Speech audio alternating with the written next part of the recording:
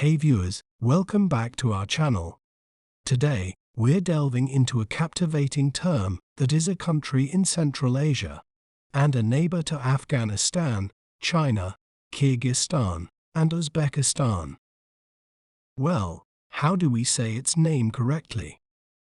We may pronounce it as Tajikistan, Tajikistan, Ta, G, Kis, Tan, Tajikistan. Tajikistan is known for its stunning mountainous landscapes, particularly the Pamir Mountains, often referred to as the roof of the world.